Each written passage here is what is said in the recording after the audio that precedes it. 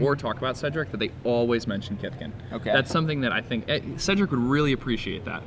You know, he gets really upset sometimes when people forget that, you know, he was so closely associated with the Kithkin archetype, and he would really, really love it if nobody ever forgot that. I get the impression that you were being sarcastic, and now I feel a little bad for bringing up the Kithkin. Sorry, Cedric. So Ian, going down to 6 cards now. You know, somebody points out a play that, no, we're 2 matches beyond it now, but actually, I'm sorry, it was just last match. It was Bennett Snyder's last match, where he could have actually flashed in the Scrib Ranger and bounced the land to save it. From the wasteland. Wasn't even thinking about that. Instead, he just flashed it in, and it let the land die. Or he actually he let the land die. It got forced when he flashed it in. Oh, that's right. Yeah, so he could not have bounced it. He couldn't have bounced it. That's right. I forgot. Yeah, never mind. Yeah.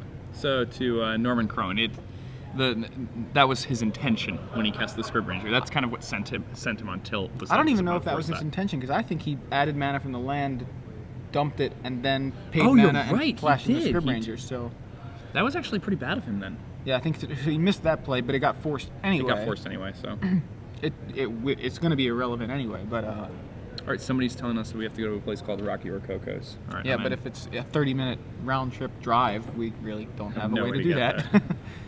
Nothing was within walking distance of this place, so reasonable walking distance. All right, so Ian leading things off.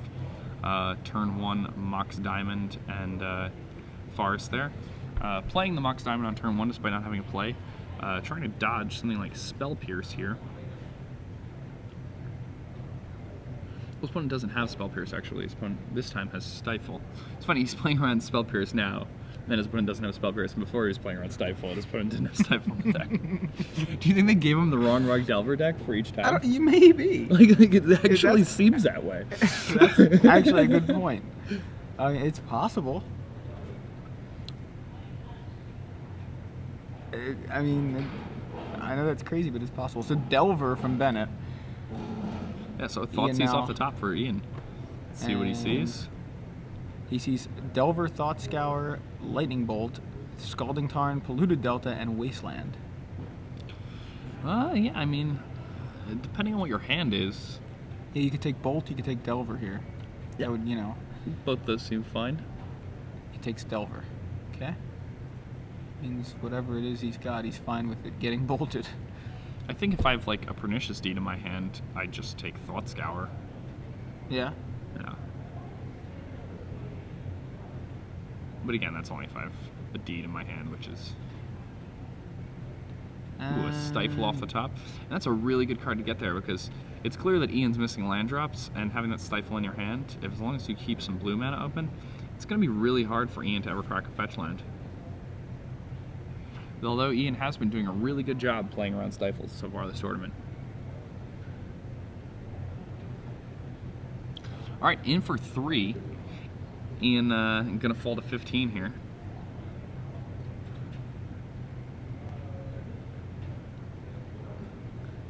Ian is a Green Sun Zenith for 1, and is Bennett.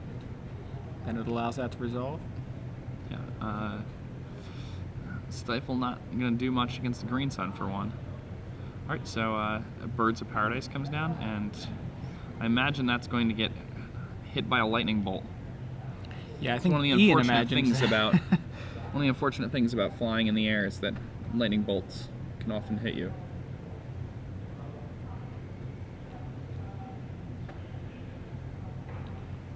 And there's the bolt for the bird. Bolt the bird, I think, is actually common thing to say. It's also somebody's Twitter name that I talked to a bit on Twitter, and it's funny because I actually one of the early lessons in Magic. Yeah, that's really Bolt the bird. So there it is, a classic play, and Delver of Secrets comes in, Insectile Aberration. Ian at 12, becoming a classic play on its own. Yeah. Tarmogoyf down for Bennett Snyder. Ian now. Ian a 4/5. Yeah, These Tarmogoyfs are always 4/5s. It seems that way.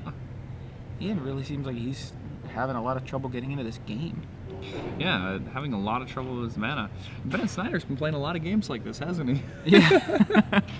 Like, my superpower is my opponents have terrible luck. Yeah.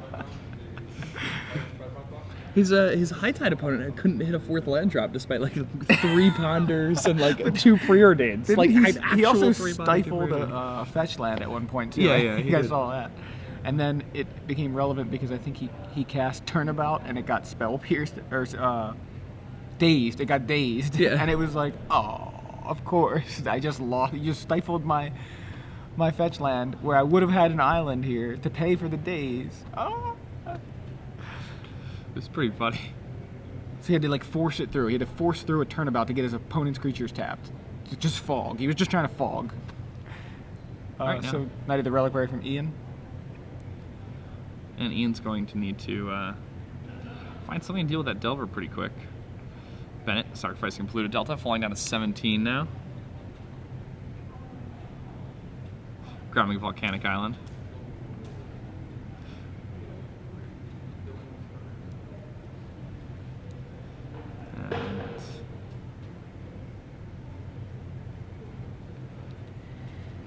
A Thought Scour, the one we saw very early in the game. Yeah. It's going to turn on his Threshold and net him an extra card. I love Thought Scour in these Delver lists because of exactly that. It turns on the Threshold like so easily. It makes your Mongoose such a threat so easily. Yeah, I also like. I mean, no Snapcasters in this. It also works pretty well with Brainstorm. You know, you put 2 cards back, right, and then you dump them away. Just remove them. So just like a fetch line would. Wastes away Ian's land, and Ian at least able to get the Knight into play before going back down to 2 sources of mana. Yeah, and how big is that Knight? It must not be very big. I guess it's like a 4/4 is my guess. Yeah, it's just one short. Yeah, it's one short of actually being able to deal with that Goyf. Yeah, and Ian now down to 5 here. Stay tuned. We'll be giving away a Gen Con badge right after this game. We'll be announcing a question. You guys can start tweeting in your answer to that. But Andrew Tenjum is not the answer. It is the previous answer, and it's already been given away. All right, so another Delver from Bennett and a swing, and Ian now Mystic for untaps into a Stoneforge Mystic.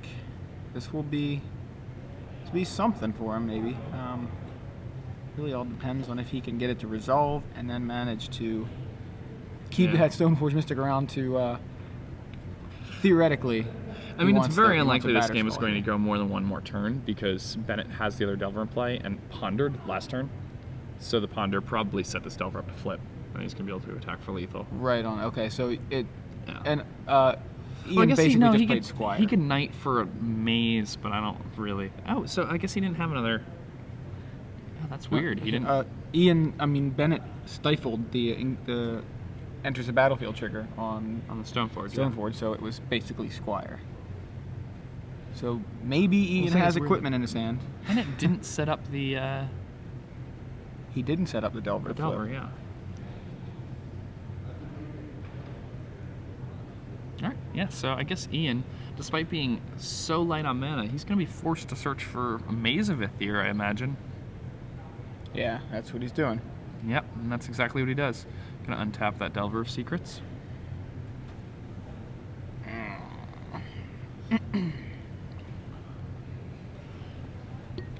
And a Wasteland is going to deal with that Maze, and it's going to be a pretty big problem now.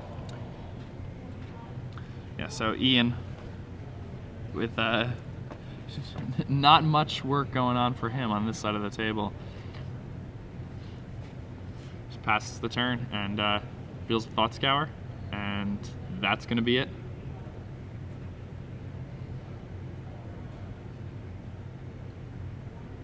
Oh no, a Swords to Plowshares from Ian. He's going to keep this going for a little while longer. Bennett popping back up to 20 from that Swords to Plowshares. He's hanging on by his fingernails. Yeah. Falling down to 1 life here from this Delver swing. Also, if Bennett chooses to attack with the Goyfs, he's going to have to chump block with that Mystic, but I doubt he's going to do that. Maybe you Thought Scour before your attack step. That way you see if you're drawing another guy, and then if you are drawing another guy, you attack with both Goyfs, but if you're not, you don't. That seems reasonable to me. Yeah, so that's exactly what he's going to do. Yeah. Thought Scour Thought Scour pre-combat. Fork Bolt. It's a Nimble Mongoose there. And yeah, he must have drawn a creature. And everybody in. Delver gets in, knocks Ian to 1. Yeah, and he drew another guy. Yeah. Plays another Delver, says go. Now Ian down to 1, and it's not looking like there's a chance we're of him going to winning. game So, well played by Bennett. Bennett played that game in a way that it prevented his opponent from having any outs. That was very correct to Thought Scour there prior to combat, and see, you know, if I'm going to draw a creature, then I attack with everybody, and guaranteed win no matter what. And if I don't draw a guy, then I can just attack with my Delver and put myself in a position where I'm like 99% to win. So, very well done, just locking it up completely. Yeah. I appreciate that type of play. That was tight, yeah. So we're going to bring you the rest of that match in just a minute, but we're going to take a quick break. Not an actual break, but just a break from the match, because we want to give you guys a Gen Con badge. So, nice, yeah. I was like, Jesse's over there going, what? We're taking a break? I don't think we're taking a break. So, we've got a question for you guys. Another event was held this weekend. It's over with now. It's a pretty exciting event. Pro Tour Avison Restored. Alex Hayne, the winner of Pro Tour Avison Restored with the Miracle deck. Pretty cool. But another crown was given out, so to speak. A Rookie of the Year was also crowned this year. So the question is, who was the Rookie of the Year? Who was crowned Rookie of the Year at Pro Tour Avison Restored? We had the overlapping seasons, so it's a bit weird how it worked out this year, but there is a Rookie of the Year, and we'd like to know who it is. Yep, crowned just this weekend. And tweet your answer with the hashtag SCG Premium down there. There it is. And yeah, random correct answer will win a free Gen Con badge. So pretty cool. All right, and back to the table. Yeah, hop back in here. On the right, we have Ian Ellis piloting his Dark Horizons deck, and he's playing against Bennett Snyder, who is playing Rug Delver, and not necessarily running very hot himself, but has opponents who are running extremely cold. Yeah, it's interesting, and look at the difference. Look at these guys. They're having a blast. They're chatting and laughing. It's like they're in the finals. Have fun. Ian just got rolled, and he's laughing and talking, and Apparently, these guys are from the same gaming group called the Monster Den. The Monster Den? Oh wow! Okay, wow. so both these guys play at the same shop. That's awesome. Awesome, yeah. The Monster's Den, the Monster Den. Monster Den, yeah. All right, so that's pretty cool. Monster Den represent in the finals here of SCG Madison. Yeah, they're both in the same place. So, pretty cool to see these guys. These guys obviously know each other. So. And while you guys are waiting for Game 2 to start, you guys should try Google searching Zerg Rush. You tried that yet? Yeah, I have. It's pretty awesome. Cool. You guys sit and watch the entire thing too. Yeah. Oh, you gotta play. Oh, you can play? Yeah. I didn't realize that. I was just staring at it. I was like, oh, that's the really letters cool. are Zerglings, and if you double click them, they disappear.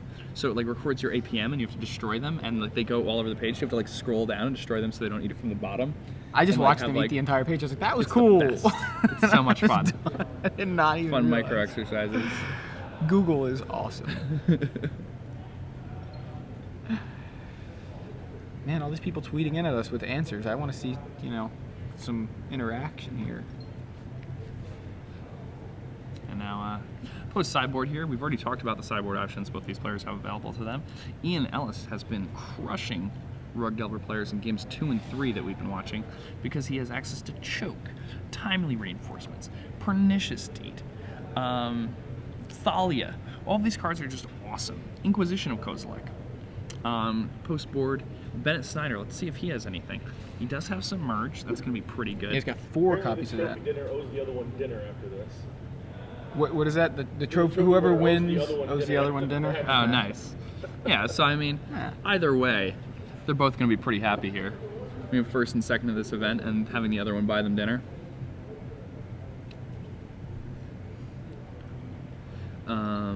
I remember Snyder will also probably bring in a Life from the Loam. That'll be pretty good here. That's actually a card that none of the other Rug Delver players have had access to against Ian Ellis, and it's going to be really good against him. So, turn 1 birds from Ian. Exactly what he wants to be doing. Did you have to say dinner? Sorry. Me too. You know what it made me think of is Chris Van Meter eating macaroni and cheese out of his trophy last year. He ate macaroni. He had pictures on Facebook eating macaroni and cheese out of his trophy from, I think it was Orlando. That's awesome. Man, I just can't stop thinking about macaroni I and know. cheese. I'm so hungry. I'm Delver of secrets. Third one from Bennett Snyder. Bennett Snyder. So, both guys with a strong start.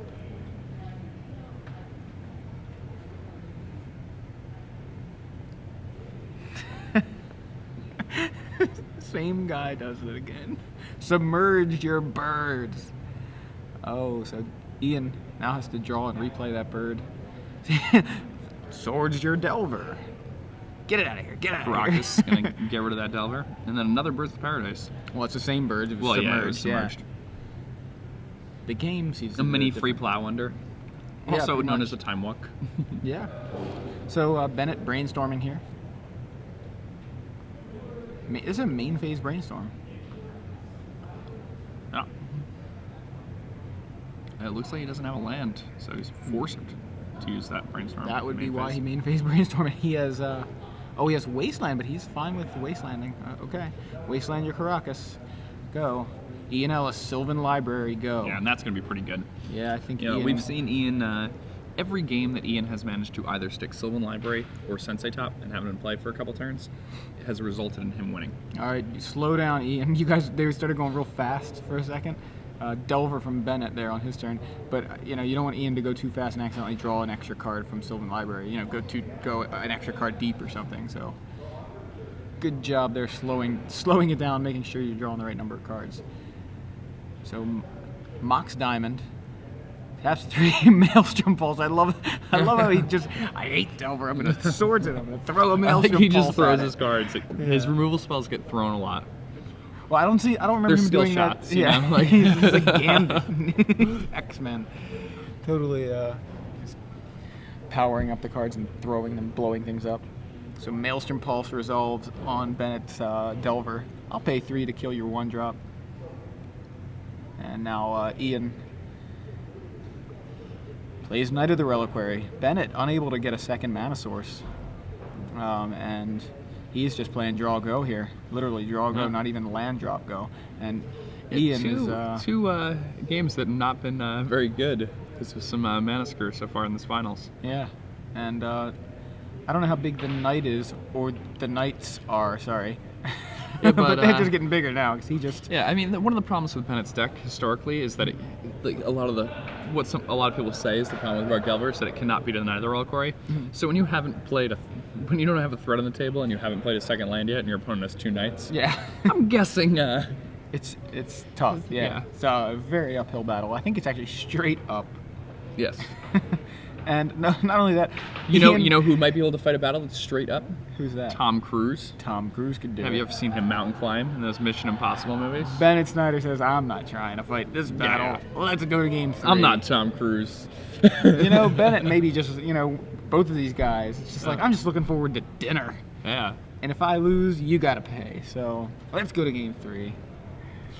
Ian's right. just like, I'm gonna Now Maelstrom moving into game Pulse. 3 here. I'm gonna throw my Maelstrom Pulses at your Delvers. So, very Again, quick game too. Gotta love it.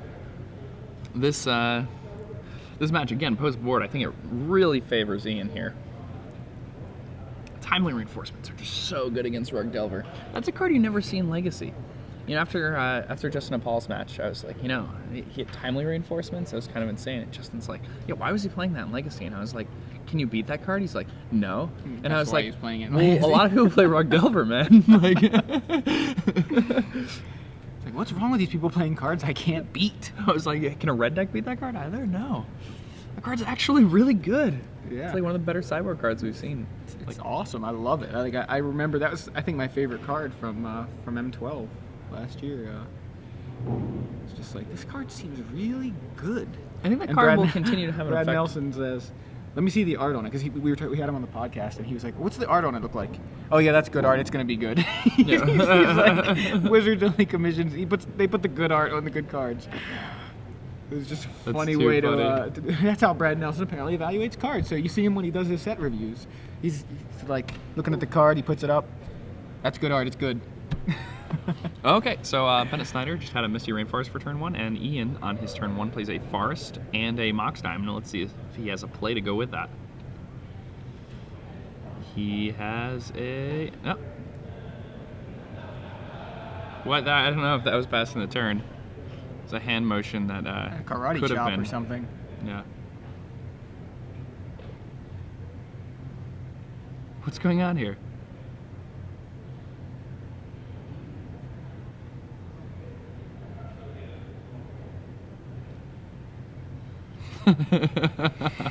All right, Sylvan Library. They're playing a little bit with each other.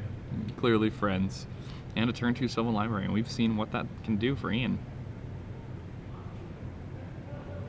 Again, Ian has not lost a game that we've watched him play where he's had a Sylvan Library or top in play for more than 2 turns.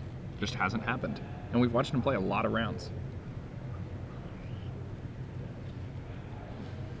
Bennett Snyder with another fetch land. Has a Tarmogoyf in hand. Will he decide to play it this turn? Also has a Scavenging Ooze in hand.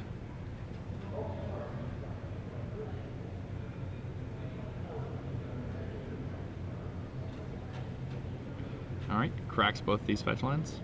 Dropping himself down to 18 here. About to stick a 1-2 Tarmogoyf onto the table.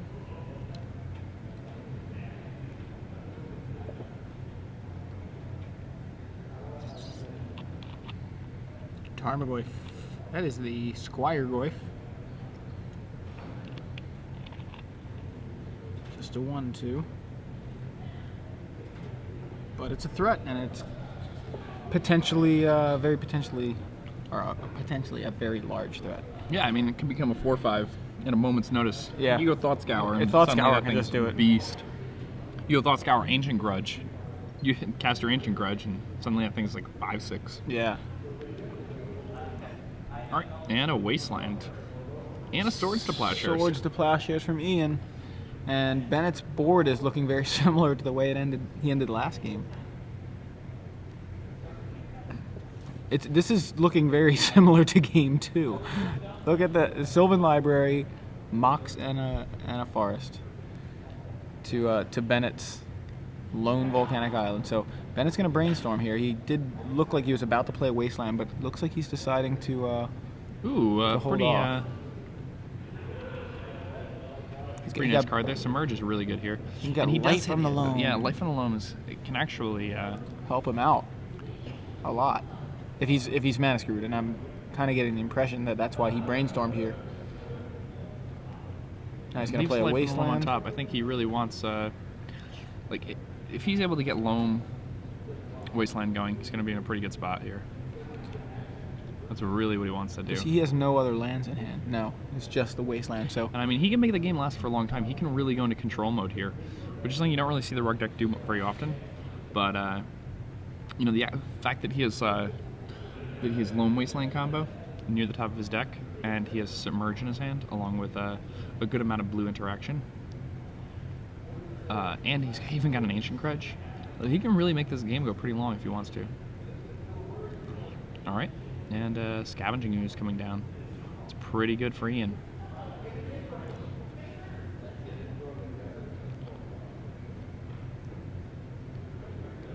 Ian Ellis, with the Scavenging Ooze on the table, can't really grow it, but can ensure that Bennett Snyder's future Tarmogoyfs be a little bit smaller. Now Bennett Snyder could simply Submerge the Scavenging Ooze during Ian's attack step. Maybe he wants to do it during his upkeep. yeah, what Ian doesn't know is that Bennett is probably going to be trying to get Light from the Loam going momentarily, and removing some lands actually might have been a better idea than getting rid of the Brainstorm. There's no Snapcasters. Yep. I understand it. He's, as long as Ian has, three mana open, Light from the Loam does a whole lot of nothing. Ian can just respond by tapping 3 mana and removing the 3 lands that get targeted from the game. And a Surge from Bennett. Ian gonna remove one of your lands. The dual land. Seems reasonable. And a Stoneforge Mystic.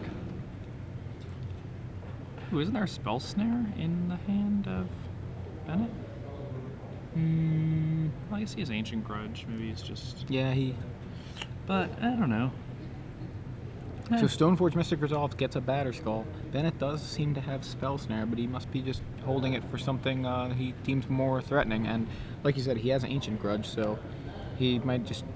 He's fine with a Batterskull. Yeah, I mean, the one issue, though, is that, I mean, Ian... I guess, Ian shuffled away the Ooze. I was going to say that Ian could use the Ooze to remove the Ancient Grudge after it's cast, and then, you know, be able to minimize its value.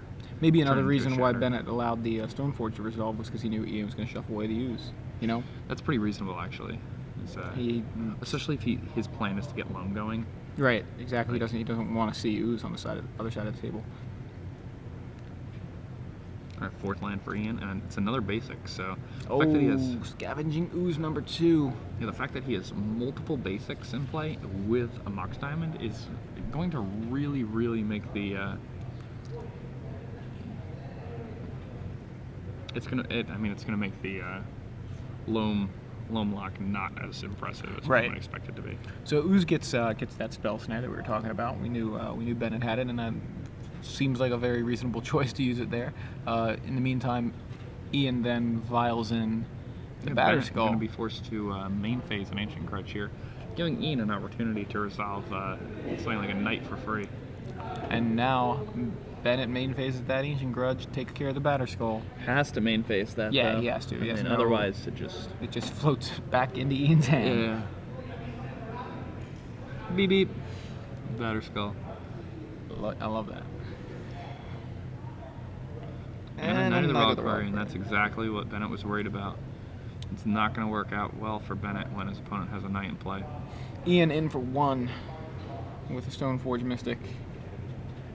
And Bennett wants to get some loam action happening because I think he doesn't have land. He just doesn't have a green source. He's brainstorming again during his main phase, looking for that green source. Sees a Delver of Secrets, a Brainstorm, and a Brainstorm. So just can't find that green source. On his next turn, Ian's going to be able to use Wasteland from the Knight of the Reliquary to get rid of his blue source. And then he's going to be Brainstorm locked. So that his next 2 draws will not be... Yeah. Oh, never mind. Oh, so he actually did, Okay, did he have did. 1 land. Yeah, he must have Still drawn not that a for green turn source, or though. something. Yeah. Still not a green source.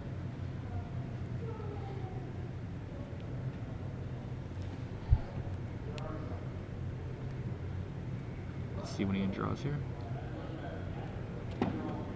Alright, looks like there's Swords to Plowshares in there. Yeah, this just looks so bad for Bennett at this point. The Knight is just too strong. Yeah. How many lands in Ian's graveyard? Bob coming down.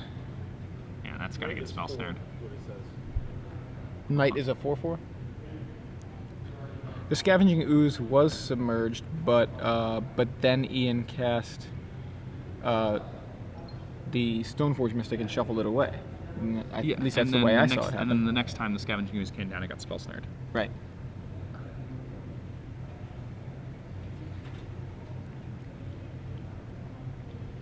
Delver of Secrets from Bennett. Yeah, Delver coming down and Swords to Plowshares. Ian snaps Swords to Plowshares on it. The instant Swords to Plowshares. Yeah, that was like an interrupt. Emphatic. I like the animated Swords to Plowshares. Yeah.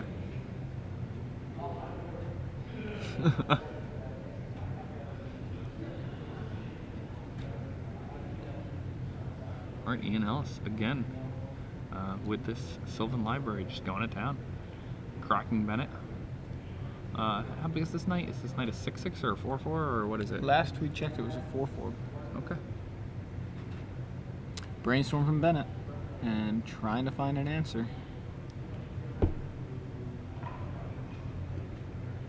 And it seems really rough for him.